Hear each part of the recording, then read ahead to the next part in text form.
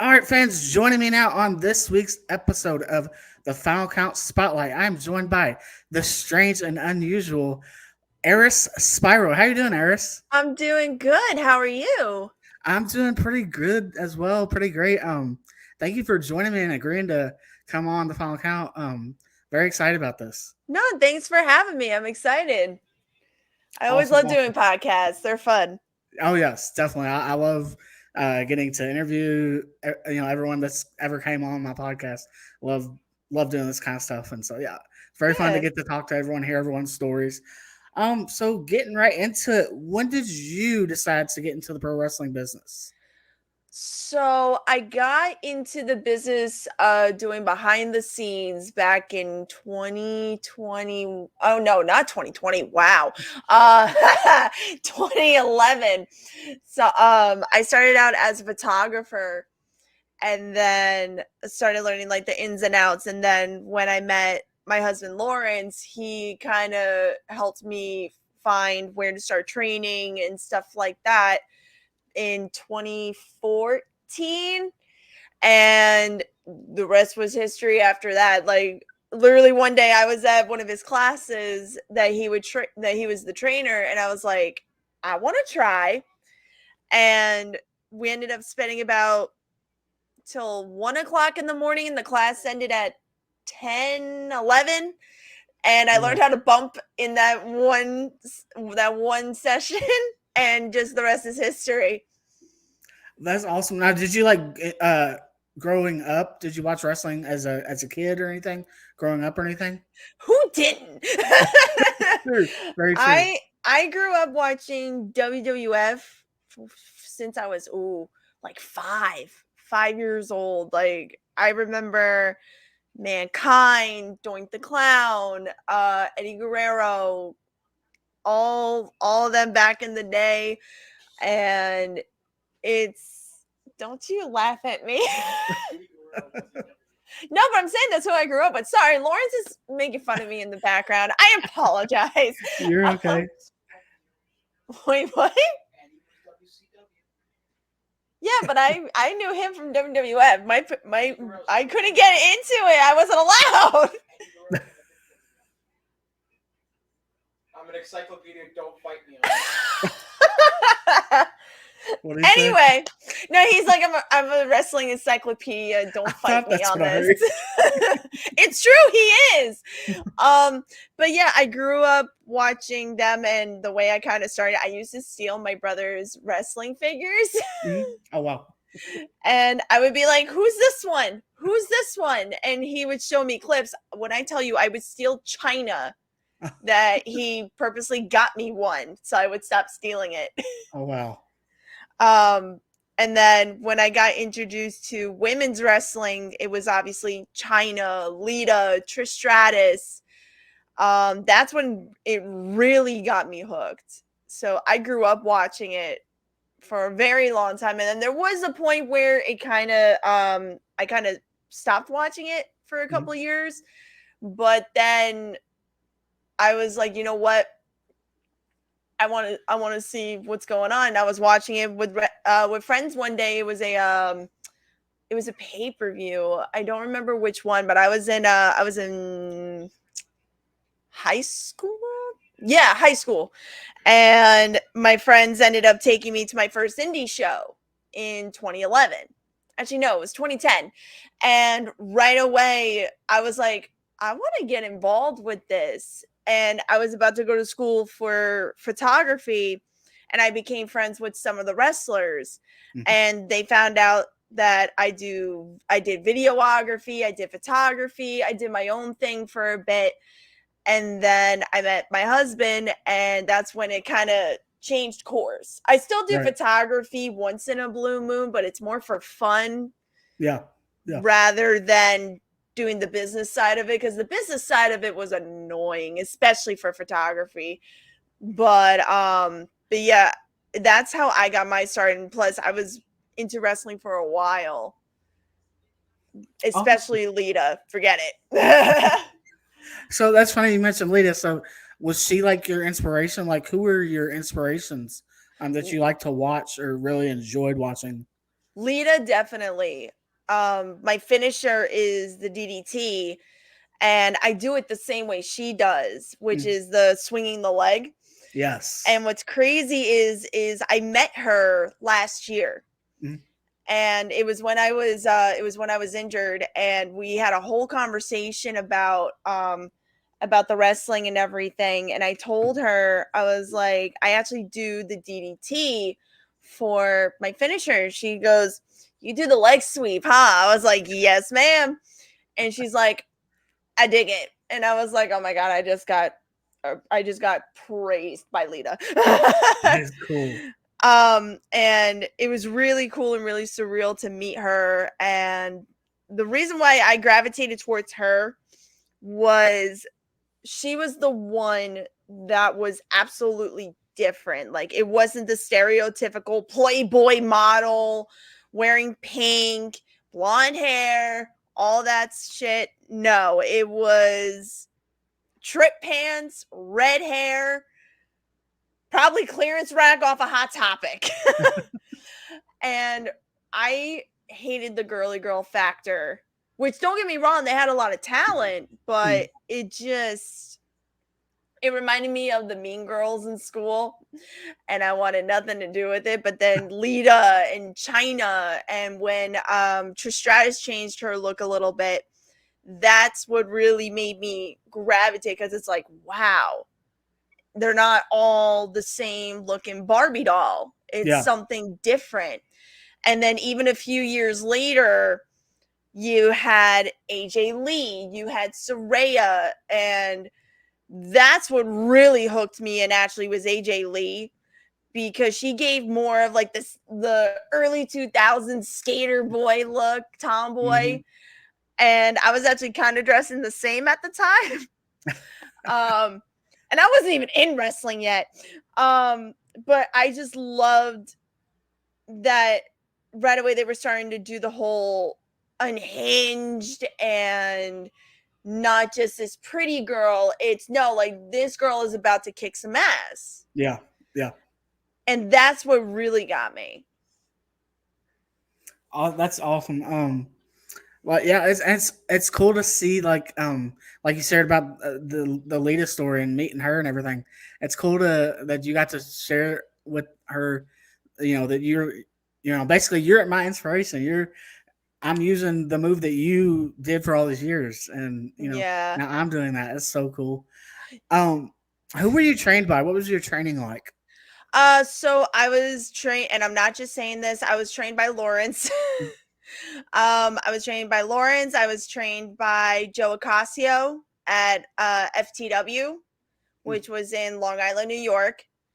And I was training like 3 days a week. And what really got me was I took the promo classes and ran with it.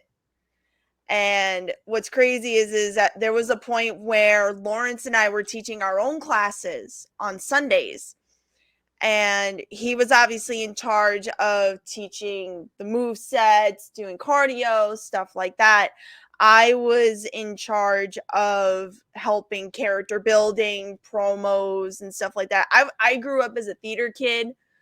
Literally all I did was we played a bunch of theater games, and it was just so much fun. Like, there was this one game that we would do, which I introduced it to, kind of like changing it a little bit with FTW, was we would give scenarios. So we would be like, okay, you're going to be this gimmick, you're going to be this gimmick, here's the story you're going to tell. And it was a way to get people. Oh, I'm so sorry, my camera's being weird, I apologize. Oh, you're right. Oh, there it goes. It happens sometimes. I don't know why. Oh my god. Okay. No worries. Up as I freeze. What just happened? Hold on a second. Not Twitch. Okay, I think my camera kind of went off. Yeah, it went off. You're good. I'm sorry. Yeah, no worries.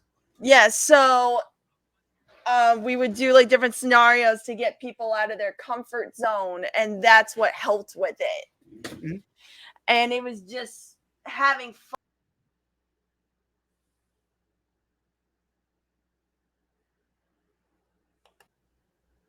All right, so you're training. Now how was your training and what was that like? Yeah, so we were doing training 3 days a week. Um Definitely my favorite thing, like I said, was the promo work. And we even got to do a couple of workshops. Like we got to work with Matt Stryker, Mhm. which that was a lot of fun. But my favorite part, in total honesty, with doing the promo work was getting out of the comfort zone. Like when Lawrence was originally teaching the promo classes, he would give you a scenario that would just make people so uncomfortable, but it's in a way that it's to get you to open up. Because there's sometimes where people get into situations and it's like you kind of have to bite the bullet and keep going. Right, right. And it would, and but the other great thing was it was like just having fun. And there were times where me and Lawrence would be, this is before we were married and living together, one day I would be like, hey, can we go to the school and work on something? I want to try something.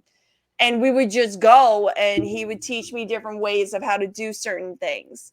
Like when I learned the DDT, Mhm. he taught me how to do it and everything. And when I tried doing it the regular way, I was having a hard time with it. Mhm. And Lawrence was actually the one that was like, why don't you do it like Lita? And I was like, you mean with the leg sweep? And he's like, yeah, in a way you're giving yourself the force to go back. And we tried it and the rest was history after that. Like Lawrence is literally teaching me new stuff all the time. And all I do is like we'll be watching something on like NXT or Impact and I see him move and I'll be like, ooh. And I'll go like, babe. And he goes, I'll add it to the list. That's funny. I love it. Mm-hmm. Um, so let's get into like your first match. Everyone's first match, as far as everyone I've ever talked to, everyone I've ever interviewed, their Uh-huh. first match is always something to be like remembered or maybe not so remembered. What was your first match experience like? So when I tell you I regret OG Eris, it was it was actually my second ever gimmick Mhm. because I did have a gimmick before that, but that's not a gimmick I really like to talk about. But that gimmick was called Luna Storm, and my first ever match, oh my god, is Luna. Oh my god, I don't remember. The only match that I remember doing Luna Storm was I did a tag match with Mhm. Lawrence. And at the time he was another gimmick as well. He was John Fortuno, the high flying Italiano. Oh wow. And like, oh, when I tell you he would fly, he was going off the top rope doing shooting stars, all that shit. We did an intergender tag match at Susio Fest in the Bronx. And it was against Lexa Rose and Trigger. And I will never forget it. My gear was absolutely awful. We got custom shirts made, which they were cute. We got Lauren surprised me with airbrushed t-shirts Oh that wow. we cut into tank tops, and then I, for some god awful reason, I decided to wear these pleather blue leggings that match nothing whatsoever. But no, it was last second, and for some reason, that pleather leggings were like the main thing at the time, and I didn't have gear. And I went to, where did I go? I think I went to like Rainbow when it was around, and I Mm. got those, and I was like, you know what? It's for now. But my first Eris gimmick match. So when I first started Eris, I made it where she was like 320 something years old. And I was from the world most haunted asylum in the United States. I love that. It was and what's so funny was it was some place in what was it? It was Western West Virginia. I know I've never been to West Virginia in my life. And I would do like these creepy promos and stuff like that. But before that, I was from the same place and I was silent. I did a silent gimmick, and all I did noise wise was yell and scream, and it would freak people out. Because I took kind of what I did when I would work at my haunted house gigs, because I would work as a haunt actor during the Halloween season. Hence why you don't really see me doing shows during the Halloween season. And I did that for a bit. And then the place that I started doing it, I didn't talk for a year. And everybody was trying to get me to talk. And I was one of the biggest heels in the female division. And when I finally spoke, oh my God, what was it? I think I cursed at somebody. I think all I said, wait, we're okay to curse on this, right? Yeah.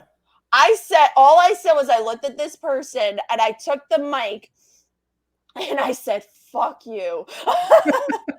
When I tell you the entire place lost their shit because I didn't talk for like a year and a half. Right. And I just took it from there. And then I was like, you know what? This isn't where I wanted to be. So I put it back to where it was my actual age. And I put that I was from my hometown in Freehold, New Jersey, kind of making things a little different. And I was originally then doing the steampunk gimmick with Lawrence. Mm-hmm. And I did that for a little bit. And my first ever pair of tights as Eris was Harley Quinn tights. Oh, wow. They were black tights with giant Harley Quinn diamonds going down the side. And my name on the back in purple and red. And then I had those for a bit. I think I had those for like 4 or 5 years. And then they finally fell apart. And that was when I was like, okay, I think that's my sign to kind of change course with the gimmick. But I kept strange and unusual. And me and Lawrence had a long discussion because obviously everybody right away is, oh, Lawrence and Eris and Lawrence. We wanted to change things so that we were our own identity. Right. And that's what you see today with me is it's just me being me. Mm-hmm. And it's a lot better than what it's been in the past few years. Like, don't get me wrong. I had fun with the other gimmicks, but I'm doing better with what I'm doing right now because it's more me. Right. No, I like that. I wish I would have been able to see that gimmick where you didn't talk. That would have been great. Like, and just to be there. It's probably somewhere on the interwebs. It's probably somewhere. Oh gosh, I gotta find one. I gotta find a video of that or something. I think I know where I could find one. Yes. I was doing a promo with he doesn't work in the business anymore, Harold of Hearts, and we were gonna do a storyline together, and I just creeped him out. And every time I did a promo with him, I was like, I'm not gonna tell you what I'm doing because that's just gonna freak you out more. Right. And I attacked him one time and I just screamed like a fucking banshee. And he was legit terrified. And we get to the back and he goes, I hate when you fucking do that. I was like, you got the reaction. Right, exactly. So it's about getting that reaction. Exactly. But I like that with that gimmick though, and it makes sense that you didn't talk because, I mean, if you're, put yourself in that kind of situation, I guess, if I'm 300 years old, do you think I'm going to talk a lot? No. I'm probably going to be like, I'm probably messed up in the head or something and just screaming out of nowhere. Well, yeah, that's why I said I was from an asylum. Yeah. And all I did was I just added 300 to whatever age I was at the time. I love it. That's great. I remember on my birthday, fans and people would put "Happy 321st birthday," and I'm just dying. I was like, the fact that people are putting that makes it even funnier. That is very funny. It was a good While we're time. talking about matches, if you could pick 3 matches, I know this is gonna be a hard one. I know for most people it is. If you could pick 3 matches that you have had thus far in your career, that you would say would be your top 3 favorite matches, what matches would you pick? When I tell you, I hate this question with a burning passion. Top 3. One of them would be, and I know it's stereotypical, but I love this match so much because it was so funny. Was at mine and Lawrence's school, we had a match together, and no one knew I was going to be his opponent. And we planned the match like 2 months in advance. And we were telling people, "Oh yeah, we're gonna take a break soon because we're getting married and stuff like that." And obviously, we didn't want to wear like casts or anything like that at the ceremony. And we did a match, and I didn't even tell my best friend. And when my music hit, she was like, "Wait a minute, what the hell?" And I come out, and everybody lost it. And I was one of the first people, and that was the match. I was one of the first people to kick out of his bicycle kick because that was a finisher at the time. And what's so funny is at the time, he's seen on the indie scene a little bit. Oh my God, what is his wrestling last name? Desmond Cole. And he was there, and I kicked out of the bicycle kick, and all I did was grab the rope, and all you hear in the background is him going, "I quit! Everybody, I quit!" Because he wrestled Lawrence the night before, and he didn't kick out of it. Wow. That's one. God, I hate this question. I did an all-women's rumble at Victory Pro Wrestling a couple years ago. And my favorite part of that was I had a chop off with Masha Slamovich. And this was before she started like going to Japan, doing Impact and stuff like that. She's absolutely awesome. And a part 2 of that is we did a tag match against each other for our Halloween show. And this company was very into family friendly and stuff like that, where even the wrestlers had to wear costumes. So I'm just like Harley Quinn. My teammate forgot to freaking get a costume or something like that. That was Ariella Nix, who's absolutely awesome. And we were against Masha Slamovich and Karen Bam Bam. And they decided to dress like Kermit the Frog and Miss Piggy. And it was just so funny. A third match. I'm going to say the most recent Grimomania, where it was me versus Vince versus... Actually, you know what? I'm going to change that. I'm going to say my match against Vince. I mean, yeah, it led to an accident happening, which total shoot. That was a complete accident. With hitting him in the back of the chair, which I still apologize to him over and over to this day. But that match was just so much fun because I wanted to have a singles match with him for the longest time. And he's known for not really bumping for people. And when I said to him, because I clotheslined him with the arm that I just had the surgery on. Right. And I was like, I think that would look badass because people know that that's the arm that I have the plate. And he's like, "Do it." Classic Vince, the low voice, "Do it." But yeah, that match was a lot of fun. Even though the ending wasn't what was planned. Like, we were almost to the end of that match, and the chair thing happened. Right. But before that was a lot of fun. Right. Now, so those are some 3 great matches right there. Wow. Now, let me ask you this: that match with Lawrence, was that because I think that's one of the questions I have for you later. I was going to bring it up, but since you brought it up now, during this question, it was that the match that you had against him? Was it UPW or um Underground Championship Yeah. Wrestling or something like that? Yes. Oh wait, Yeah. no. Underground? No. Underground, that's LTW. Okay. What was the name of the school? I don't know why I'm blanking. Our old school. UCW. Oh yeah, it was UCW. Underground. It was Underground Championship Wrestling. Yeah. Because I actually watched that today. Actually, Oh um, jeez. I So did. all you hear is Desmond Cole in the background. I quit. I did. Everybody, I quit.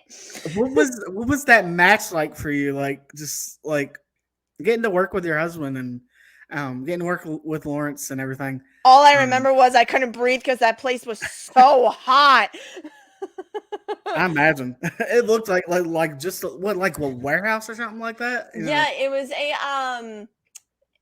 yeah, it was like a mini warehouse. Yeah. Just the reason why it was so hot, one, it was August and the place didn't have AC and the walls were black.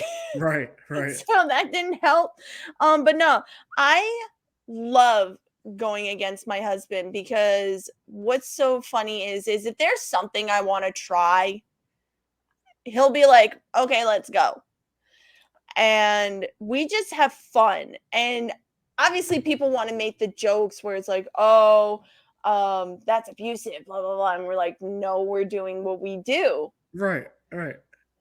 And it's just a lot of fun Mhm. having matches with him, and I hope to have more with him. Like we've been talking about doing a certain kind of match um where glass and all that are going to be involved. Uh-oh. But that's going to be for another day Right. because Right. we're still trying to figure out even when to do it. I hear that. I understand that. But no, like and watching that match when I was watching it today, I was like, I love the story that y'all were telling in that match.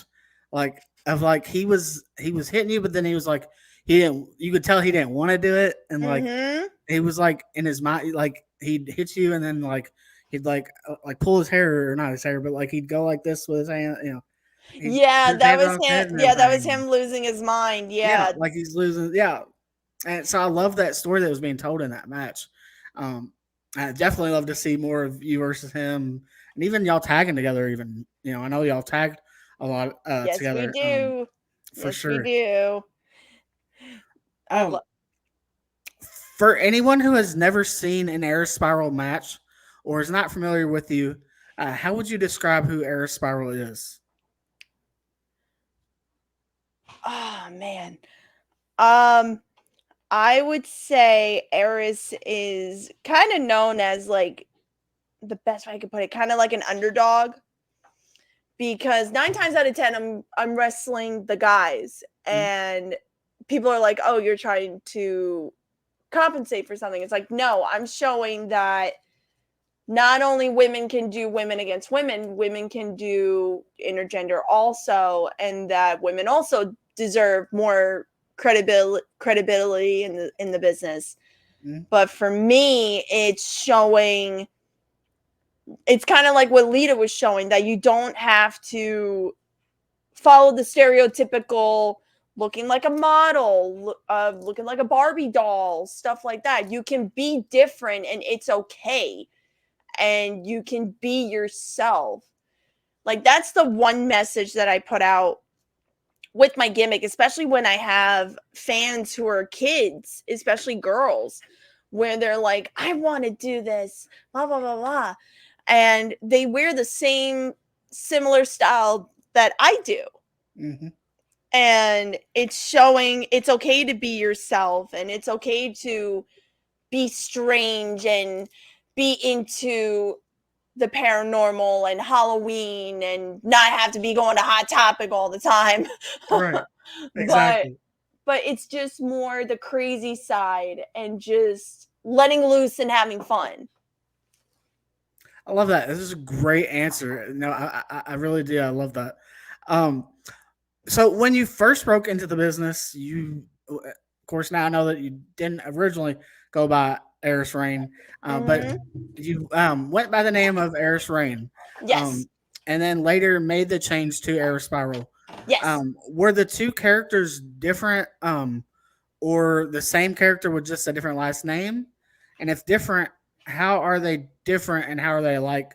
Um, how are they like, or how are they similar? So I don't have a whole story for that. I only changed it because I got married. Right. That's literally the only reason. No. The gimmick didn't like the gimmick changed a little bit because in a way it's kind of like going from Eris Reign to Eris Spiral. It's kind of it's in a way of closing a chapter and starting a new chapter. I was now Right. married and now kind of doing my own thing. But at the same time, we were also doing things showing that we're a married couple. And Hmm. we actually had fans who thought the marriage was fake and Well, that all that was fake. And I'm like, oh yeah, let me tell you, we spent $20,000 on a wedding for nothing. There was no wedding, it was just photos. um, but no, like it's funny when people believe that the character is a character. Like, yeah, the character is a character. There's a difference between Eris Spiral and who I am outside of wrestling, right, you right, know? Like, but it's showing when I went from Rain to Spiral, it was the end of a chapter and something new happening in my life. And that was how I was going to make it known. exactly, exactly. Um, Now can you talk about working with? And I believe you brought her name up earlier, and I don't want to butcher her name, but Ariella Ariella Nix. Nix. Yes. And you worked with her back in 2019 at Victory Pro Wrestling in a women's Mm-hmm. championship. I believe it was a tournament. Can you talk about working with her? So that was actually my first ever championship match for women's division ever. And what's crazy is it originally wasn't supposed to be me. Mm. So we were doing a gauntlet and the person was going to go against Ariellen for the championship. And I had a match against Casey Cattell, who is absolutely amazing and she's killing it with what she's been doing. I know she was taking a break for a little bit, but she's a fucking psycho, man, in the best way ever if you ever watch her stuff. I had a match with her and this is around the time that she was actually on she was featured on NXT and she did a match with Asuka. Oh, wow. So she was known and it was just so much fun. And then when we found out the change, Casey was like, I'm fine with that. She deserves it. I was like, wait, what? And when Ariella found out that I was going to be going over, she was like, I'm excited. Let's go. And that match happened. And then we went to the championship match and we just had a blast. It was so much fun. Like, I honestly cannot say anything bad about Ariella Nix. Like, in the ring, she is an absolute talent. She is amazing at what she does. She has a lot of knowledge because she came out of Creative Pro Oh, out wow. in Long Island, and she was well taught. She even taught me stuff when we were working in the ring. She was showing me stuff, and we were just in a way kind of feeding off each other. Mhm. Because the only matches we ever did together was we did a triple threat, we did the tag match, and that was all we did. And it was our first singles match together. And it ended up being the championship match. And yeah, I lost, but I had a great time. I had a Right. great time with her. Oh, that's awesome. And then like, And that's awesome that you got moved in that spot too. Like, and that everyone's happy for you being the like, yeah, put Eris in that spot. I love that. Um, Yeah. can you talk about working with Francesca? Uh, and I know you worked at her numerous places, but United Wrestling Coalition. That's one of my best friends right there. Like, what's funny is when people see us, we were doing a storyline a while back at UWC where I was the heel, which I'm still a heel there. And her and Tony are like the biggest faces in the company right now. And we had a match against each other. And there was this one time, I will never forget it. And we laugh at this story. So we were doing a show and we were going hard. Like, she is the one person that I will say, if we want to do a slap spot, like a slap in the face, I'll be like, you better fucking crack me. Right, like bring it. I'm very iffy with the slapping spot. I'm very iffy with it because my problem is people 9 times out of 10 hit the wrong spot and I end up coughing and everything. Right, right. So I'm that person where if I trust you, I'm gonna be like, you better fucking crack me. Mm-hmm. And we did a match at LTW one time where we did that and we didn't tell anybody that we were going to do it except Lawrence and Tony. The reaction was so funny because it was a taping and we didn't tell anybody. And it was just all you heard was everybody going like, wait, do we need to cut the camera? And before the match started, we were like, whatever happens, keep going unless we say.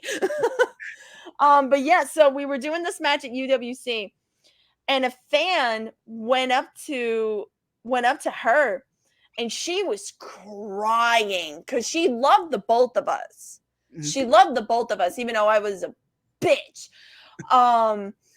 And this poor girl is in tears. And Francesca's like, what's wrong? She goes, I'm upset. You guys don't like each other. You hate each other. And when I tell you, this girl was crying as if, like, she just found out about Santa Claus. Right. And we were like, she tells me this. I was like, we need to do something. We can't traumatize this kid. Oh. We can't do it. So I get into my civilian clothes.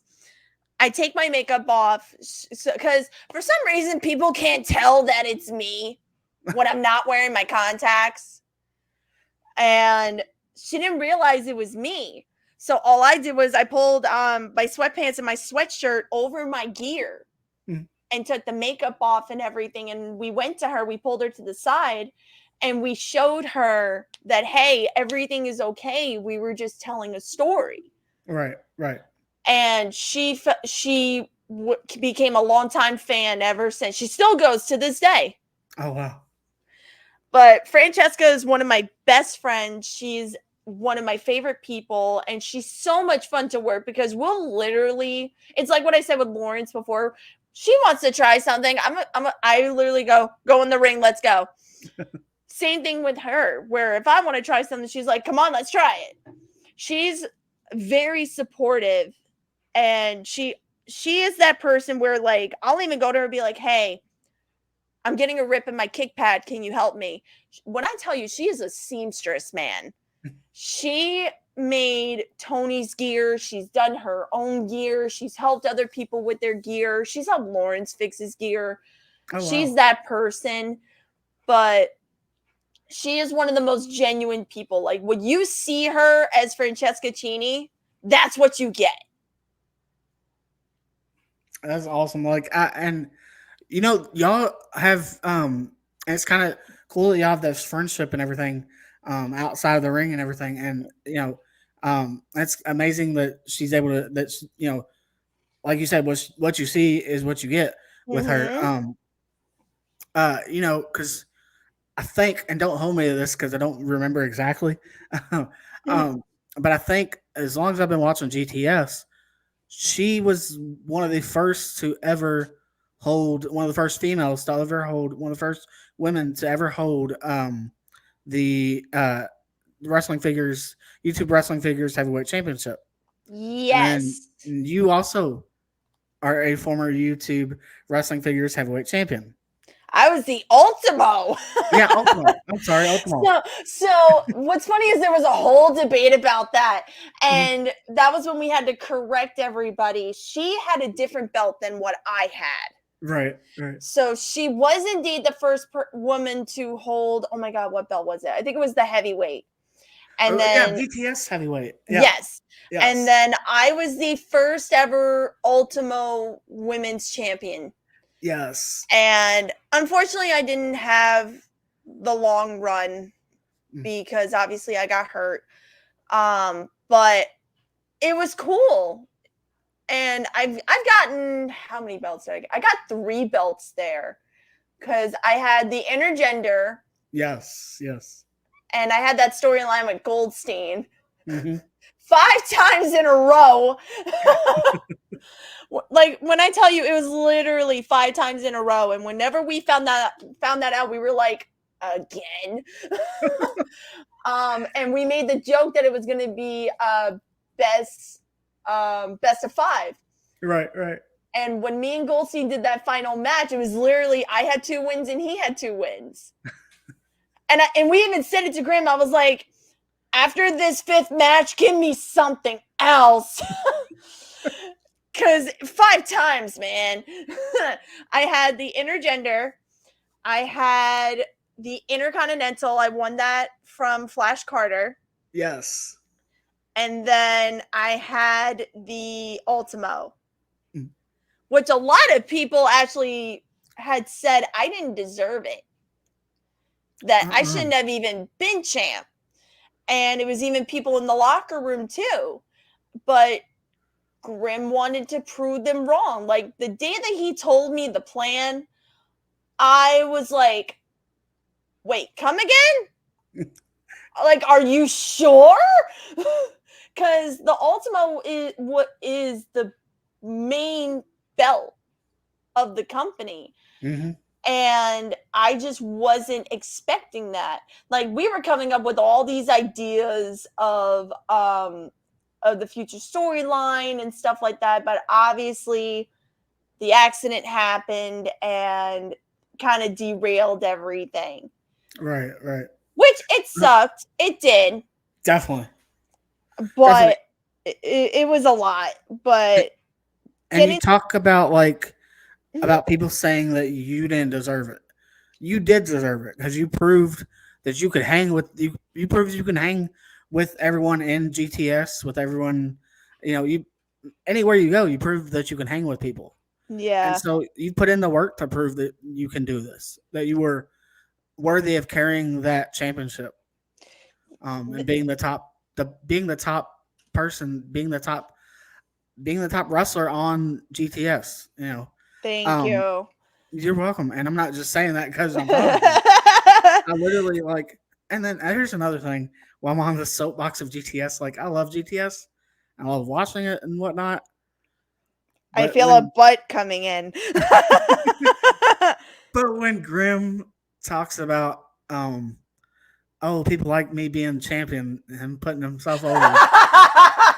No, people really don't like you being champion all the time. Don't. Putting yourself over. No, they don't. Sometimes I like seeing him as champion, but then I'm like, no, dude, give other people opportunities. Yeah, so when I tell you GTS fans, when I tell you they are the most ruthless, judgmental people. Yeah. But 9 times out of 10, it's so funny because you see both sides. Like you have the people who will literally throw insults left and right, or you have the people who are like, oh, why is this person champ? Oh, that match was awful. They don't deserve it. They can't wrestle worth shit. But then you have the fans who I absolutely adore, the fans that actually do show support. Do the people who want to run their mouth about me bother me? Not really. Right. No. Because I learned over the years that obviously everybody's not going to like me. And that's for every wrestler. I mean, 9 times out of 10, the job is to make sure people hate you. but it's grabbing people's attention. I mean, like, look at MJF. Exactly. MJF was literally insulting children, and people loved it. Yeah. Yeah. But that was where I draw the line. Like, I'll mess with kids, but in a joking way, but I won't scar them for life. Right. Absolutely Exactly. not. That's like what I do with my haunted house job. I won't do that. But Right. I have so many cool fans. Like, I have this one fan who I know he uses AI, but it's so cool how he does it. Will make fan art. Like, he did this cool one the other day where it was like a mix of Beast Boy and Raven from Teen Titans, and it was me. Oh, that's cool. And it was me when I had short hair, and I was like, that's actually really fucking sick. Yeah. And then I love seeing people getting my merch. Like, I don't care about the money spending part.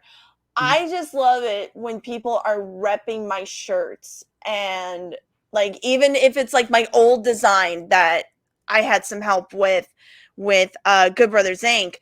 and where there's the one with my face on it where I have the white face and it's kind of like like a photo shoot thing, which that was a photo shoot. People thought that wasn't me, that it was a graphic design. I was like, no, that's a photo of me from 2018. And it's cool seeing people wear my merch. Actually, I had somebody the other day tag me on YouTube, and I'm thinking it was just a YouTube comment. No, it was a video. It was a video that someone made of me in 2K, and it was me doing Rhea Ripley's entrance. But they made me, like, they used my OG logo. They got my skeleton jacket. They got majority of my gear down. They got me in a makeup style that I never do, but I was down for it. Right. And they had me beat Rhea Ripley. That's cool. But it was just so cool that he took the time to even do that. Like, when fans make us in 2K, when I tell you, some of the fans just do me dirty, man. Like, there was this one where when I tell you, I wore overalls one time. Yeah. One time for a show, but that was because my tights were missing. And I was like, you know what? Fuck it. I'm going to wear these overalls. All right. This fan made it look like I was a fucking whale. Giant hips, so round. I was like, I'm not that big. Wow. It was the fact that fans will go into so much detail. They'll go into so much detail with the gear and everything, and it's amazing. I have another fan who I actually talk to on a daily basis, really nice guy. And he is an author. Oh, wow. And he's writing this paranormal story right now. And he actually asked me if I could be one of the characters in the story. That's cool. And I was like, I'm down for it. Let's go. So with the fans, there's fans who actually give a shit. And then there are fans or so-called fans who will say shit to your face and on the keyboard and stuff like that. But also behind the scenes, they're like, oh, I riled her up. That means I got her attention. You didn't. Yeah, exactly. Exactly. But now the GTS fans are ruthless, man. They are ruthless. They are. They really are. Like, and I'm not one that comments on the videos that much. I watch, but I don't watch as religiously as I used to. Like, I used to watch it legit all the time. Like, I still catch it, here and there, but it's like bits and pieces of it, But like, I'll comment every now and then, but it's not like. Here, you want to know a little tidbit? Yeah. So when I joined GTS, I had never watched GTS before. Oh, wow. My debut match, I was Lawrence's replacement because it was when he broke his hand. Oh, wow. And I turned heel my first day. It was when he was a tag team champion with Joe Dice. Yes. And I was the replacement. And it was so much fun. And we did it in the pouring rain. And then we did 2 tapings that day. And actually, no, it was like a week or 2 before Grimomania that year. And I will never forget it. It was the pouring rain. And I chopped the shit out of Joey Angelo. And what made it worse was his shirt was soaking wet. So just the sound was just a giant thud. But yet everybody was paying more attention to the fact that I was wearing TikTok leggings because I wasn't going to wear my gear in the pouring rain. But yeah, I had never heard of GTS beforehand. Mm-hmm. But then Lawrence started going. So that was when I started doing the research. And one day they invited me down because Lawrence was hurt. And I was like, okay, I'll come down and feel the vibe. Right. And that was when I made my GTS debut. That is awesome. You didn't know it was like, you like had no idea this. I didn't know how big it was until my followers went up after my first episode. Wow. But did you know it was on YouTube at that time or no? No. Oh my goodness. Well, so when Lawrence told me about it, that was when I started digging. I was like, okay, this is a YouTube show. Yeah, but then when I dug deeper and saw how popular it was and who's been on the show, I was like, oh shit. Yeah. I've found like a lot of even just independent wrestlers I've talked to, they're like, I'll bring up GTS and they're like, I'm surprised. I'm like that they've never heard of it, and I'm like, well, even though it's a backyard wrestling promotion, it was number 7. Yeah, it was the number 7 most viewed YouTube show for wrestling, which is insane. Yeah, like on an average, the videos were getting anywhere from 30 plus. Yeah. 30,000 plus, and it was just crazy. And my following went up so quick. Imagine. And I just wasn't expecting it. Like, obviously, I was getting the people who were creepers and stuff like that. And obviously, some of the storylines that went down on GTS did get out of hand, but we did cut certain things to stop that. Like, there was the storyline where it was me, Lawrence, and Grim, where Lawrence accidentally knocked me out. When I tell you, fans were literally threatening to call the police. Oh, wow. Because they thought more was going down behind the scenes. And I brought it up to Grim. I was like, we need to put a stop to this. We need to make a statement. Like, this is getting bad. Like, Lawrence was getting threatened, and we were actually having somebody try and find out where we lived, where we were working, and they were going to hunt Lawrence down and kick his ass. I mean, not like that they could. Right. But it just got to that point. And the one thing with Grim is if you're not comfortable with something or something is being taken too far, he'll put an end to it. Yeah. Because his main thing is yes, the show is the main thing. But his main thing is making sure the roster is safe and that the roster is comfortable and having a good time. Like, that's his main thing with the show. That also goes for LTW. Exactly. And that's how it should be. It should be about, if you don't feel comfortable doing something, then we're not going to make you do it, or we're not going to have you do it. We're not going to put you in that situation. But still, we want you to have fun too. Exactly. How did your time, speaking of LTW, did your time in LTW come to be? I got invited to a show. So Lawrence got the invite first. He met Ace Marksman at a tryout, and they brought him in. And he went to a couple of tapings, and then they were doing a live show, and they said that they wanted to meet me, and they wanted to put me in a girls match, which that was actually my tryout. And it was a triple threat. It was me, Francesca Chini, and Karen Bam Bam. And ever since then, that was back in 2021. Actually, no, that was before that. That was right before the shutdown. That was 2020. It Oh, was wow. it was 2020. We did it was a show at an Elks Lodge, and I will never forget it because the ceiling was so fucking short. And they did a match where it ended up going outside. But we did the match. It was me, Francesca, Karen Bam Bam, and we just had a blast. I had already worked with Karen Bam Bam at VPW, so that was fine. And I had spoken to Francesca Chini online because my main thing is when I find out that I'm in a match and I've never met the person before in person, I hit them up and I'll be like, hey, I want to introduce myself, get to know you, blah, blah, blah. And me and Francesca just hit it off. Mhm. We hit it off right away. And it just worked out.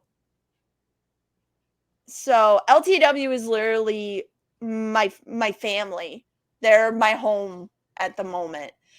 And that's a total shoot. Like, I love everybody over at LTW. It's just one big crazy family. Like, if we're not taping, we're either going out to dinner, we're hanging out watching pay-per-views, coming to whoever's house to hang out. We even did one day we did a taping at a park in Tom's River, and all of us ended up going because it was one of those parks where you could go swimming in the river. Yes, yes. And we were all just hanging out, having a fun time, and they had a bridge that people would jump off of into the water. And I couldn't do it at the time because I was still healing from the surgery. Mhm. But we just had an absolute blast just driving around, and we were exploring different parks and stuff like that for the tapings. Like, we would go to this one park where it's known to be haunted. Oh, wow. And we would have a blast over there. It was so much fun. We still do it, and it's a very fun environment. And when I wasn't expecting the GM spot, I wasn't expecting that at all. But obviously the higher ups wanted to keep me involved even though I was injured. And that was my main concern was I didn't want it to be that I was just going to be either forgotten or left in the background because I couldn't really do much. But they were like, nope, you're going to get this spot. Do you want it? I was like, okay. Yeah, I know when I saw that you were being put in that GM spot with LTW, I was like, when I saw that post, I don't remember if you had posted it or if LTW had posted it or where I had seen it at exactly. But I remember when I saw it, I was like, oh my gosh, I'm so happy for her. I was like, I'm so glad she's not just sitting on the sidelines, but she's actually getting to be a part of everything still and still do something, do I something. think I made some banger matches. I think I did. And now my Yeah. freaking spot's on the line. Yeah. Yeah. Speaking of that, do you want to say anything to the other team? That's I know this is gonna be a team match.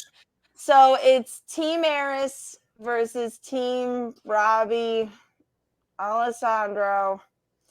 So Robbie was the original GM, and he just wasn't doing his job. He was more concerned with traveling the world on LTW's dime. So I was offered the opportunity, and he got demoted. And now he wants to come back for the spot. And they decided, you know what? Half share, half share. But I took the chance, and I'm like, you know what? Put your money where your mouth is. We're going to do the Survivor Series. So it's me and my top 4. And I'm literally making Robbie get in this match. He is not a wrestler. He's not. But he wants to run his mouth. In wrestling, you know what we got to do. So it's him and his 4 guys. And whichever team wins, it doesn't matter who gets the pin. Can be me, could be anybody on my team, could be Robbie, could be anybody on his team. Whoever gets the pin, that team captain has to relinquish their GM spot. and no longer be GM. Which I'm pretty sure nobody wants Robbie to be manager besides his little crew, but we all know what's going to happen. Oh yeah, we all know you're gonna remain GM of LTW.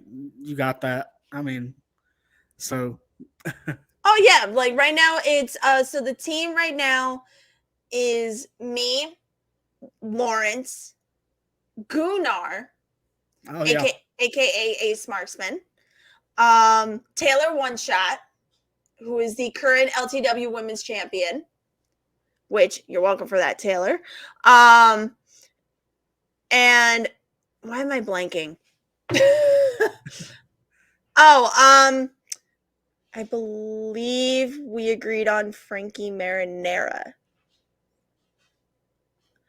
The corporate keeps changing it. I literally, it doesn't matter how many people I have on my team. I'm winning. I'm keeping my spot and actually going to make LTW the way that the people deserve it. there you go for sure. I mean, if you need a little more help, I volunteer as Tribune. Not the Hunger Games reference. somebody fly me out to LTW. Fly me out to Jersey. I'll at least be in your corner.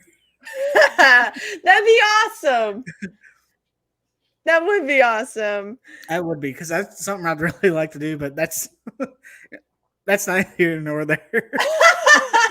Hey, listen, you never know what you can do in the wrestling business. Like, people automatically think being in the wrestling business is only being a wrestler. It's not.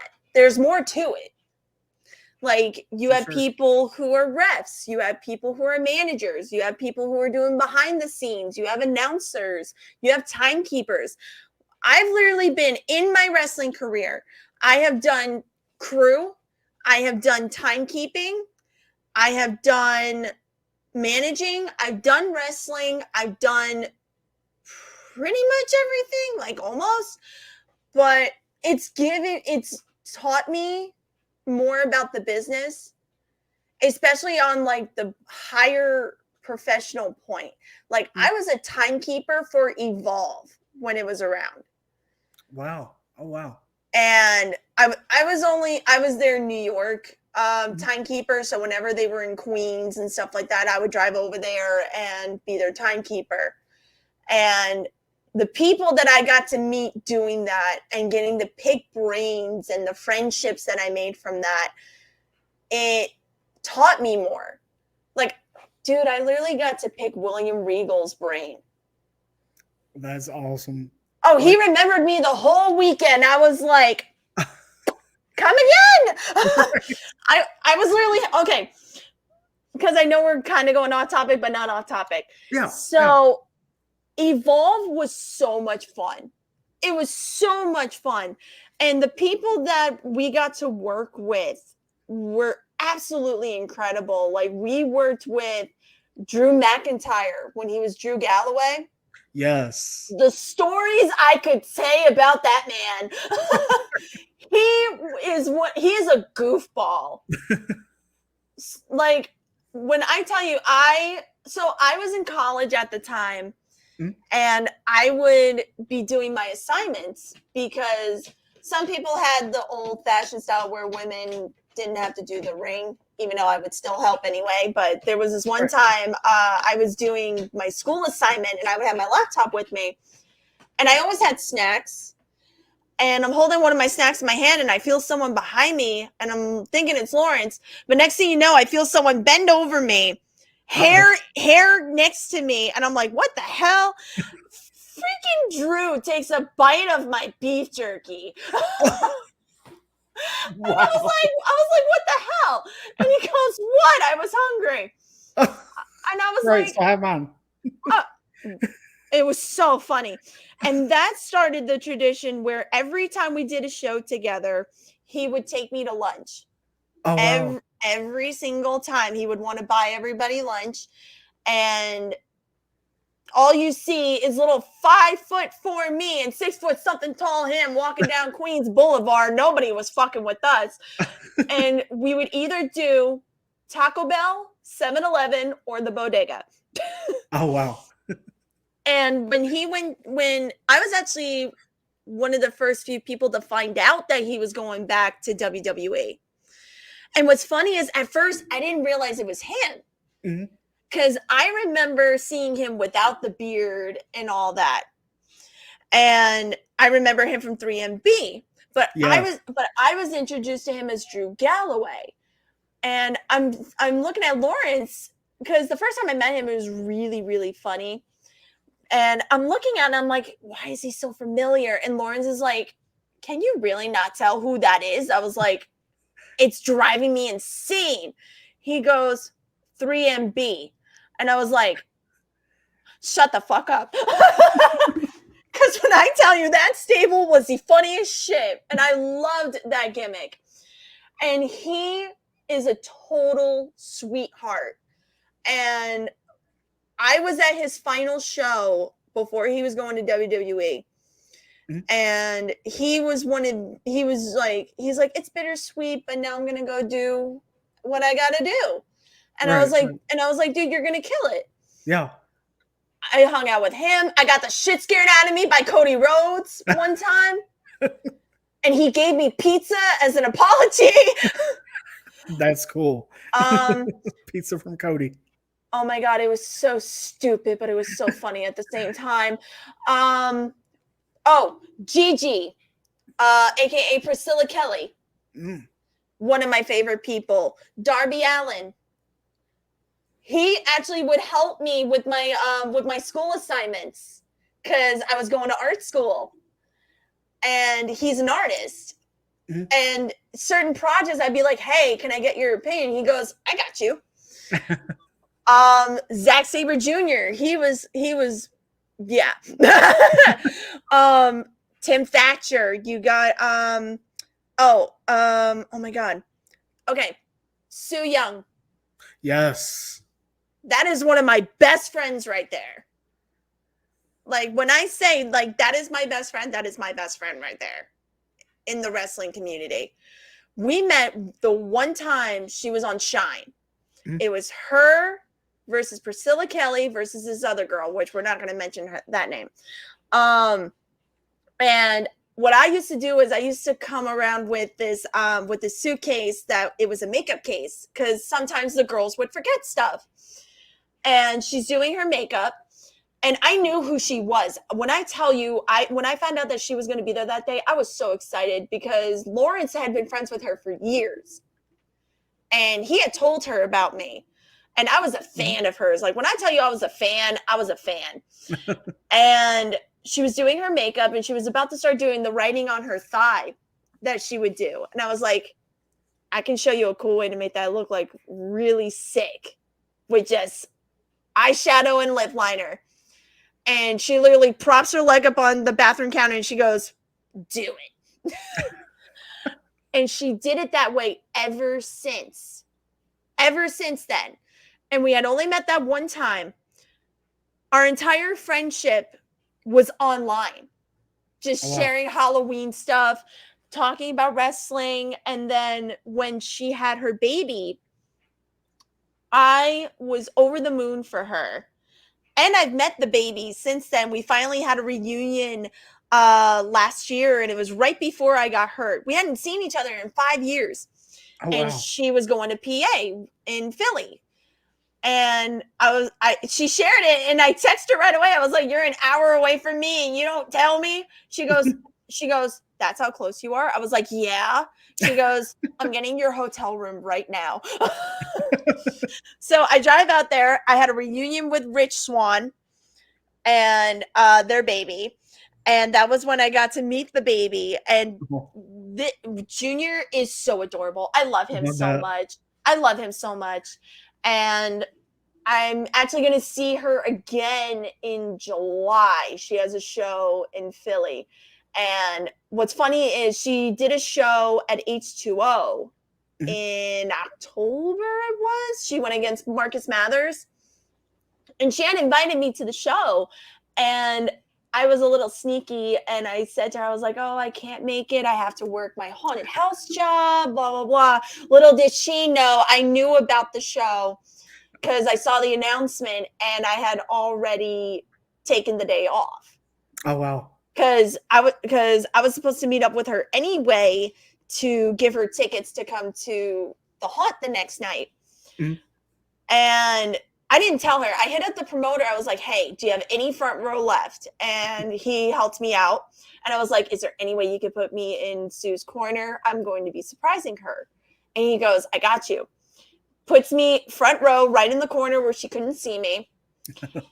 No, she came out during the first promo of the show and didn't even see me. Oh, wow. And I was like, okay, thank God. She doesn't come out for intermission. Cool. Her match was main event against Marcus Mathers, who I've actually worked at the haunted house with as well. At one point, she does her entrance. She literally high-fives me, still doesn't see that it's me. Oh, that's funny. So he purposely put me in her corner, told her what corner was hers. So she's facing the corner, doing kind of like a squat stretch. She looks up and she does a double take. And all she sees is me. And I was like, hi.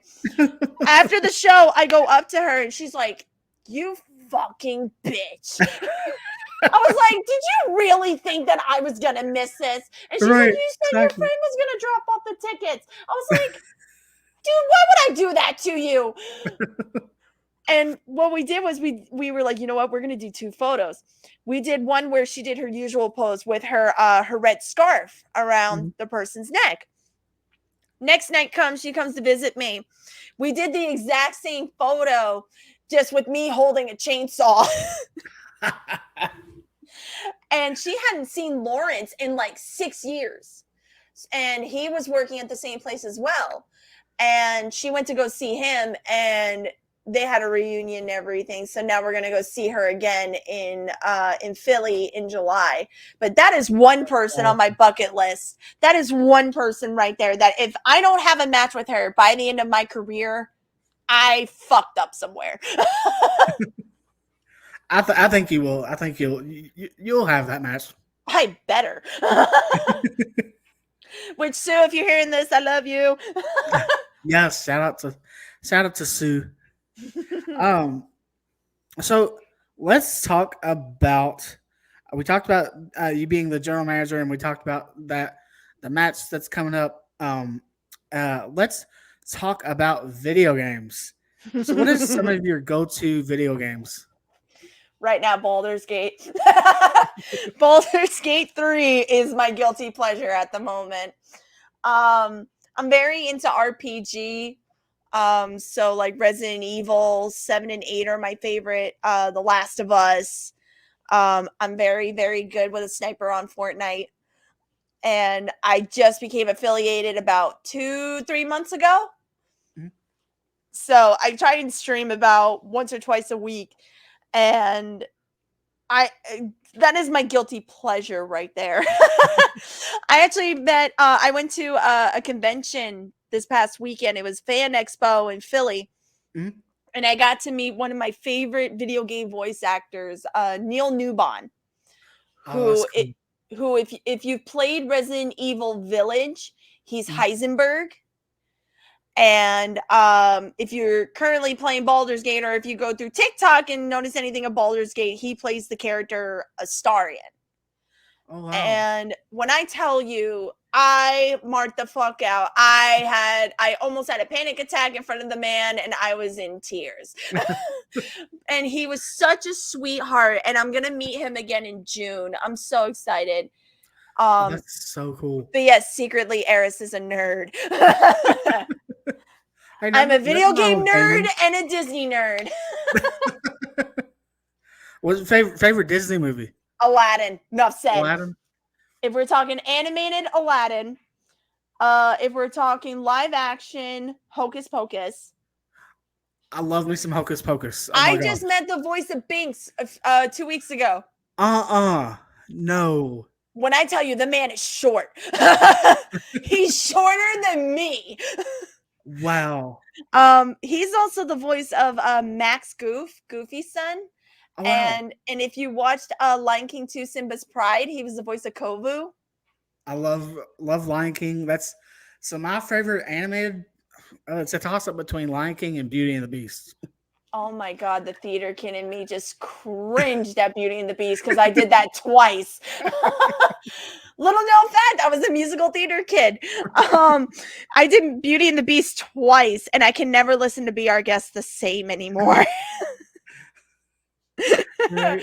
But yeah, he was really cool to me, and he found out I was a wrestler, and he was making jokes, and it was so funny. But meeting people who were part of your childhood, whether it's wrestling or movies, it's so surreal, but you want to keep your cool because they're just normal people with crazy ass jobs. Right. Exactly. And I even met cool. oh my god, I met Richard Horvitz at Fan Expo, and he's the voice of Invader Zim. Mhm. And if you're a Mighty Morphin Power Ranger fan, he was Alpha 5. Oh, wow. He even yelled at Lawrence as Alpha 5, which was funny as hell. That's cool. I got yelled at as Zim. But yeah, I'm a total nerd. I love watching stuff like that. And like my one big guilty pleasure right now is Has Been Hotel. Oh, nice. And I'm planning on new gear that's based on one of the characters. So keep an eye out for that. But I'm a total nerd. I'm a total fucking nerd, and I will proudly admit it, whether it's Halloween stuff, whether it's video games, whether it's Disney cartoons. I'm a freaking big kid at heart. Hey, same here. Same here. I mean, majority of my tattoos are Disney. So this next question is gonna kind of be a fun question, but it might require a little bit of thinking. So while we're talking about video games, if you could create your ideal video game, what would the basis of the game theme be, and what would the characters be like? And then essentially, what would your video game consist of? Ooh. I've been kind of into the Baldur's Gate vibe, where it's kind of like D&D. So I would probably want to do that kind of aesthetic. As long as there's like a storyline going on, I would definitely want a storyline. I would probably go with like maybe like a horror fantasy. Because in total honesty, yeah, I'm a haunt actor during the Halloween season. I love everything Halloween. When I tell you I go to a haunted house and I'm that person that screams at the top of their lungs when I get scared, I don't care. Jump scares get me every time. That's why I loved Resident Evil, because the jump scares were so out of whack in a good way. So I would do like a horror RPG. I think that'd be very interesting. Oh, it'd be so much fun. That It would be would so be. much fun. But yeah, like it would be kind of like Baldur's Gate, but horror. I like that. Yeah, like not That like would- Dead, that would be like, really not cool. like Dead by Daylight though. Like I'm talking like this has to have a storyline. Right, right. That And would be cool. vampires. Vampires are my guilty pleasure. So you'd have vampires as your characters in it. So with Baldur's Gate right now, what's cool is you make your own character. Okay. And I'm a half drow. Oh no, half druid, half elf. I like that. That's cool. And my character right now, she literally looks like when I did the undercut. Mhm.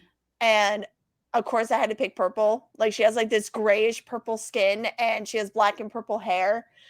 And she's a rogue. And I was like, I'm just giving myself all the problems because druids get so judged. Because what's cool is with Baldur's Gate is they actually touch base on like real life situations. Right, right. Whether it be being controlled by somebody or because you're different. Especially druids. Druids get the most judging. Oh my God. And I'm like, okay, but it's different and it just pulls you in. Like, yeah, the story's great, Mhm. but it's the characters that get you. Like Astarion, I love him. I absolutely love him. And my other favorite character right now is Karlak, who she's kind of she used to be a warrior and then she got turned into a demon. Oh wow. And she's a firecracker. I love her. And then you also have my other favorite character who I currently have a romance in the game is his name is Halsin, and he's a animal shapeshifter. So like his main animal is a bear, but as he levels up, he can turn into more things. And the one that I avoid like the plague is the spider. Because Yeah. I'm terrified of spiders. I can't do it. I have arachnophobia. And Spiders and snakes for me. I'm okay with snakes. Ugh. I'm okay with snakes. No.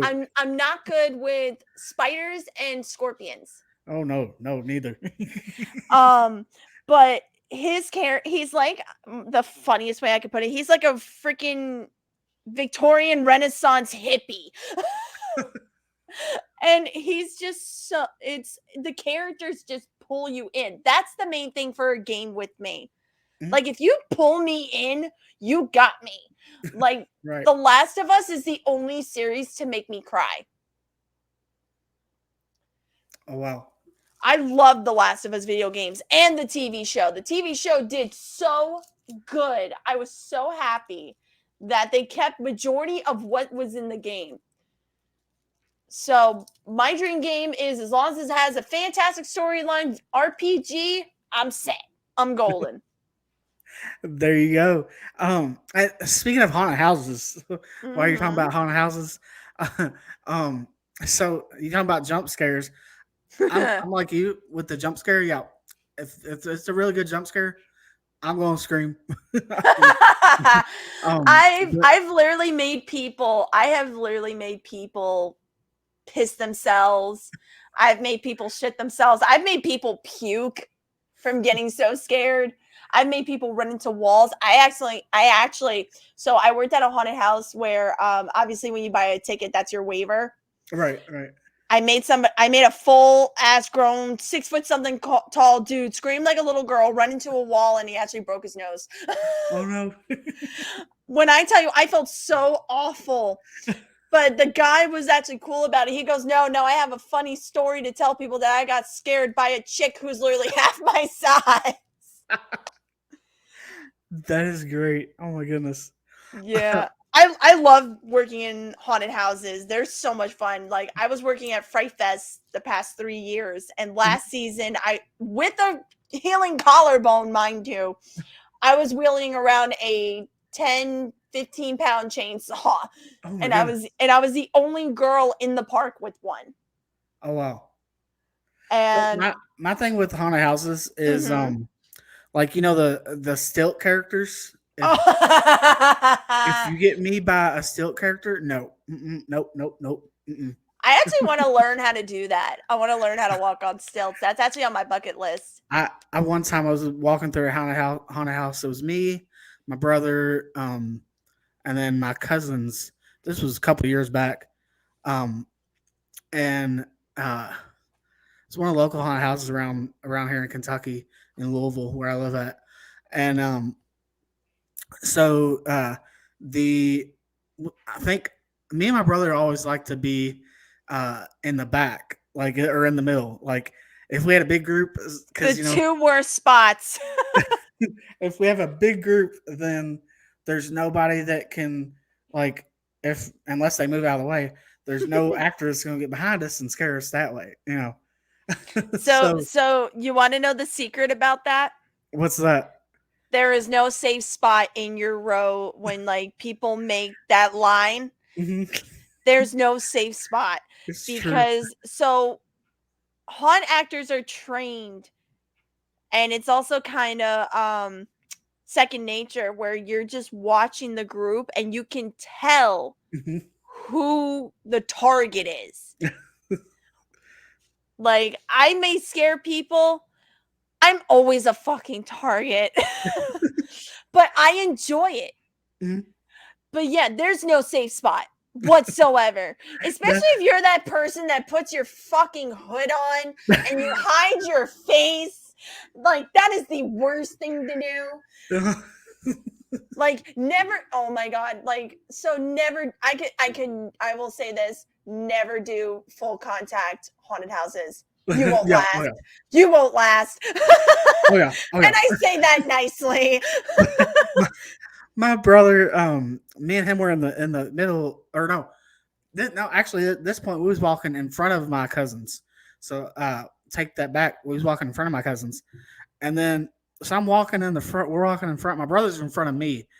I'm in front of like my cousin and her. It was her fiance at the time, or boy. No, it was her boyfriend at the time, and so anyways, we're walking through. We're almost to this next like room in the it was like a woods basically, and we were going into the next room, and so we're going in the room, or before we get to the room rather, I look back and my cousin's not behind me, and her boyfriend's not behind me either, and what's behind me but this big tall stilt character like a skeleton looking thing with glowing red eyes. I told my brother, I said, "Go, go, run, go, go, go." I'm basically pushing him into the next room. Oh It my was funny. god. My first ever full contact house. I had never done it before. So I was one of the people that opted out of doing the full contact because I wanted to see how it worked first. Hmm. Um, what this haunted house did was they did a different theme every night. But they would rotate the theme. So like there was one called Scary Tales where you were meeting famous serial killers of history and also mixing in fairy tales and nursery rhymes and stuff like that. Like they had Peter Pumpkin Eater, they had Little Miss Muffet, they had stuff like that. But they also entwined the serial killers. And like the first I will never forget it. The first serial killer we met, I forgot the name of them, but their last words were, "I'm going to Disneyland." And this person was literally wearing Mickey Mouse ears and everything. And they had us sit Indian style as if we were in kindergarten in a circle. Oh wow. And they were allowed to curse and stuff like that. And they would like get everybody involved and stuff like that. And it was great. And this person goes, "I want you to tell me the most fucked up shit you've ever done in your life." and they look at me and I was like, "I cheated on my ex." And they're like, "Why would you do that to someone who cared about you?" I was like, "He didn't get two shits. He cheated first." And the next thing you know, I feel someone watching me, and out of nowhere, I see this big 6 foot something tall dude. And he's like, "I want the cheater." So I was like, "Ah, shit, what did I do?" And then I even had this one dude, there was a room where they had knives hanging all over the place. Oh my. And this dude had an obsession with knives, and he got in my face and he goes, "What's your favorite kind of knife?" And little known fact, Lawrence has a knife collection. So I know a little bit about knives. Right. Right. And I was like, "Classic switchblade." And he goes, "Why?" I was like, I need to quote Brad and Chucky, "True classic never goes out of style." And he's like, "I like you." I was like, "Yeah, my boyfriend does too." And when I tell you I'm walking away, all I hear is this dude lose it. So I go back a week later with my coworker and his friend, and I was like, "I'm actually going to participate in the full contact this time." Boy, was that a mistake. Uh oh. So the theme was, it was a Satanist cult. Oh no. So the story was, we had to save a priest that had been kidnapped by a Satanist cult, and we had to be involved in like an exorcism and stuff like that. Me and my friends walk into this room. I'm in the middle, and this dude runs full speed at us like a fucking football player and pushes all of us, and we land on this desk. Note, I'm the only girl in the group. Oh wow. The dude looks at me And I'm like, ah, shit. He grabs my ankle and starts dragging me down the hall. He picks me up, slams me against the wall. I start hyperventilating because I wasn't expecting it. And he goes, breathe. You're okay. I didn't hurt you, did I? Are you okay? And I'm like, I know that voice. And I was like, you fucking called me out last week. And he's like, when? Because the other actor was distracting the my other two friends. And I was like, I'm the cheater from Scary Tales. And he's like, oh shit. And he's like, are you good? Can you keep going? I was like, yep, I'm fine. I just needed a minute. He goes, are you okay with me lifting you and putting you over my shoulder like a sack of potatoes? I was like, up and away. So this dude literally throws me over his shoulder. And then my friends start chasing me and him down the hall. And the entire time, because I was the only girl in the group, they were all like, you're going to give birth to the spawn of Satan. And I'm just like, God damn it. And the devil makeup at the end, the actor that was the devil, when I tell you that was the best special effects makeup that I've ever seen in my life. Like, he looked like the Tim Curry version of the devil, like the giant horns and everything. Oh, wow. And it was so cool. Like, there are certain places where full contact, it's a lot of fun. But then there are places where you just avoid it like the plague. Oh yeah. Like we did Eastern State Penitentiary this past year. And Lawrence almost got into a fist fight with an actor because the guy took it too far. Because what they do is they look at your group and they'll separate your group. And they have certain people go through like hidden tunnels and stuff like that. One thing I will never do in my life is go into a dark, small space by myself, like pitch black. And this dude wanted me to crawl on all fours into a tunnel. And they had a safe word, which was monster be good. And I kept saying it. I kept telling the dude, I'm like, dude, I have a healing broken collarbone. I can't crawl. And I am literally terrified. Like, I will hyperventilate, crawl onto the floor, into a fetal position if someone tries to put me in a small, dark room by myself like that. And this dude was just not caring. And it got to the point that Lawrence got involved, and we kept saying, monster, be good. And we finally got away from the guy, and the actors could tell something was wrong, so they kind of stepped back. And we get to the final room, and the one cool thing about Eastern State Penitentiary is they literally kept the way the buildings were. So we were walking through this giant corridor past the jail cells, and these two guys start coming up to us, a tall dude and this bigger dude, and they could tell something was wrong. And the bigger dude was like, are you okay? Did something happen? Are you hurt? Turned out he was a supervisor. Oh, wow. And me and Lawrence told both the actors what happened, and they took it upon themselves to walk us out, make sure we were okay. And we had to put in a report because apparently something was going on with this dude, that apparently he had a lot of complaints about him, that he wasn't following the rules. Oh, wow. Oh, my goodness. And thankfully, the rest of the place was fantastic. Like, my favorite one was Big Top Terror. And it was a circus. And we were all wearing our Fright Fest hoodies with the clowns on it. So we were getting called out. And they were talking about the rules and how they were going to separate the groups and stuff like that. I ended up being the example. So they literally grabbed me, start pushing me through. And all you hear is Lawrence and our friends yelling my name, going, bye. And all you see is this one dude with a giant hammer walking towards me, and he starts saying my name because he heard it. And he tells me choose left or right. He goes, choose your fate. And I was like, well, I'm not going to pick the jail cell on the right side. Right. So I go left, and next thing you know, he slams me into the wall. And all I'm thinking is, thank God I picked this side, or else I would have re-broke my collarbone. Oh, no.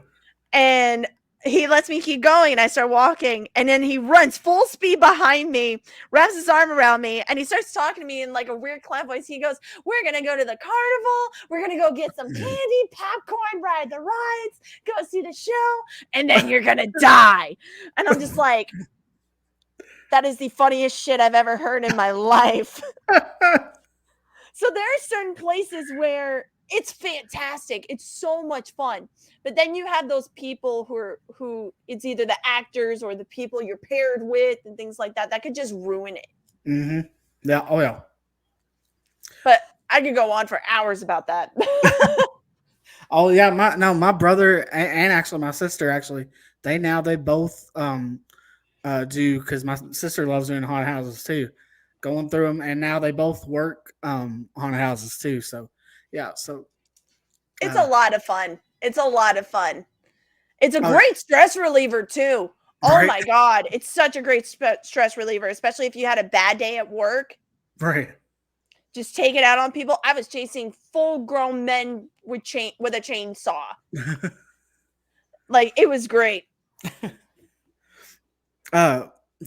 Oh no, for it really is. Yeah, because I've even thought about like doing some haunted house acting too, because I like to act too myself. So It's a lot. It's a for real. lot. It's like, when I tell you, it's close to being as tough as it is with wrestling, Mhm. because we work at a theme park when we do our scare acting right Yeah. now.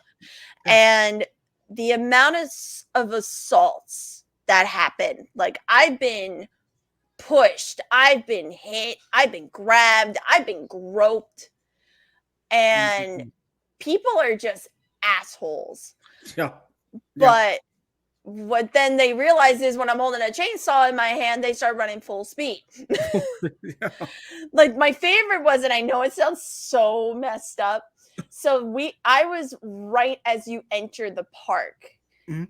and which is one of the most difficult midways to be a part of. And when it rained, there was this specific spot that would get very slippery. And I'm not on purpose making the people run that way, but I kind of was. Right. Right. And we called it the slip and slide. Because anytime people would run, and if they didn't have the best shoes, they would slip and fall on their ass. And all of us would just be dying of laughing, but we would then have to go, "Are you okay?" And what I would do, being the person that I was holding a chainsaw, obviously they're going to freak out when they see a chick holding a chainsaw. Right. I would literally be standing above them, and in my voice, I'd be like, "Are you okay?" And they're like, yeah. And I'm like, "Okay." Hit the chainsaw, and then they would just run full speed again. Oh gosh, that's great. There's videos of it too, which is great. But what's funny is people would never realize it was me, because I had a wig and everything. Oh wow. But it's so much fun.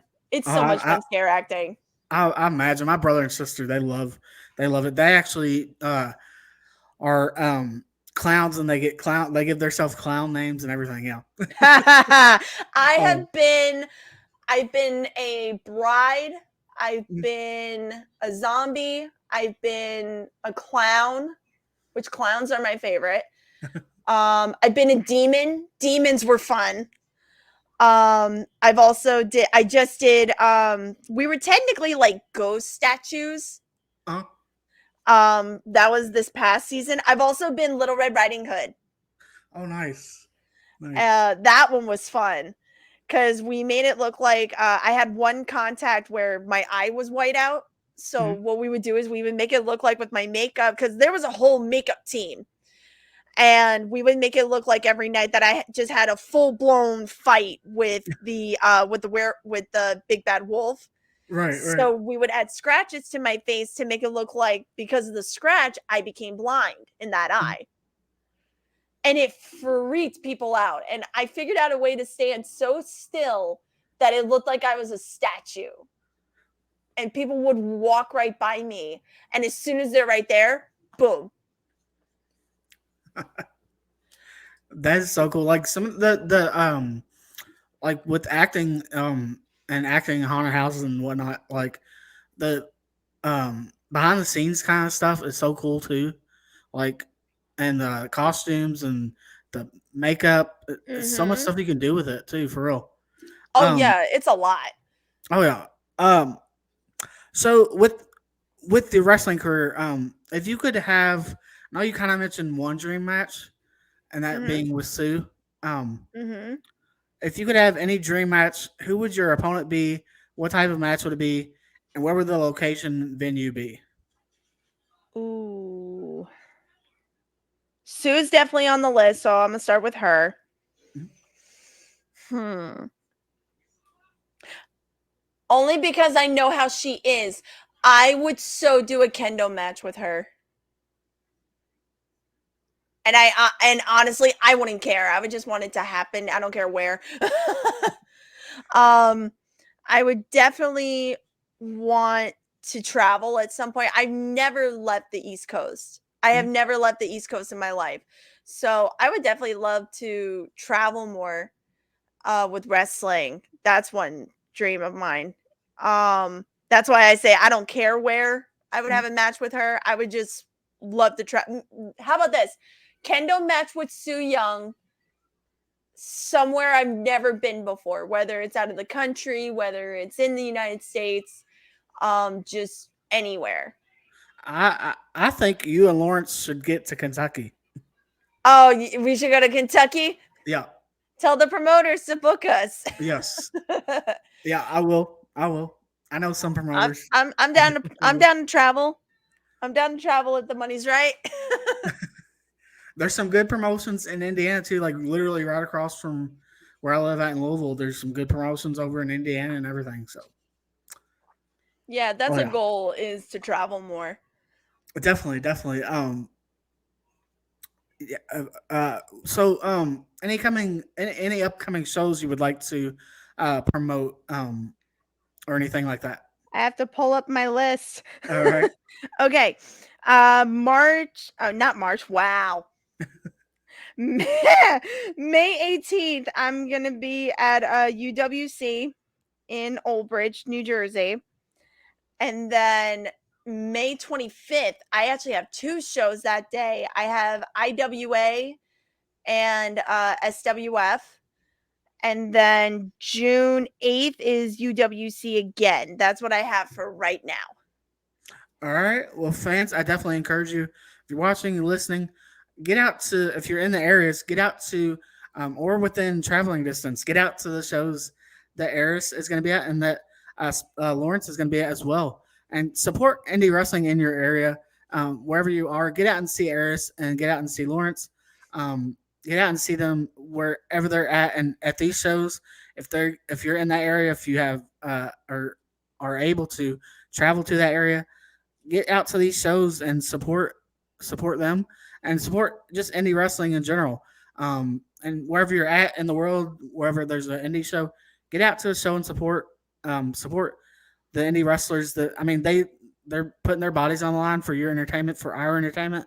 So yeah, get out and support them for sure. And then buy merch. Like they're not asking. Nobody's asked me to say this. Eris hasn't asked me to say this, but buy merch if you have the money to. Especially if you have the money to buy merch. I do have a pro wrestling tees. Yes, go. And what's your pro wrestling tees, by the way? It's actually linked to my Twitter. I have a link tree there with everything that I do on there. So like my Facebook is there. I have a bunch of other sites that I make content. I have Twitch, I have Instagram, I have TikTok, which I'm trying to get to 20,000 followers. I'm very known on Twitch, like I said. That's pretty much everywhere is where I post everything, and the pro wrestling tees is also on my link tree as well. And also when I'm at shows, I do have merch like 8x10s, and we just got stickers, which I am absolutely obsessed with. Definitely. Fans, go get yourself some Eris Spiral merch on either at a show or on pro wrestling tees. I will ship 8x10s and stickers also. Okay, awesome, awesome. Hit her up on her social media as well. And how can fans find you on social media? So my Twitch and TikTok are Spooky Wifey 103119. Um, for Facebook, it's Eris Spiral, but with two L's because Facebook wants to be annoying. Um, for Instagram and Twitter, or I'm sorry, X, it's Eris_Spiral. And I also just started Threads, which is also Eris_Spiral. Awesome. Fans, go follow Eris on all of her social media. Go watch her on Twitch, even. I mean, heck, um, we Oh, don't have to and be. YouTube. And YouTube. Yes, and YouTube. Yeah. Um, go follow her on all of her social media, and then let her know that you found out about her from. Maybe you found out about her from GTS. Maybe you found out about her from LTW. But maybe there's a possibility that you found out about her from right here at the Final Count. And then Eris, one more question: how can promoters contact you for their next show? They can contact me directly through Facebook Messenger. They can text me through Twitter, or they can email me at eris.rain@aol.com. All right, promoters, go and book Eris for your next show, and Lawrence as well for your next show. They're a couple. They are a combined unit. You book one, you got to book the other as well.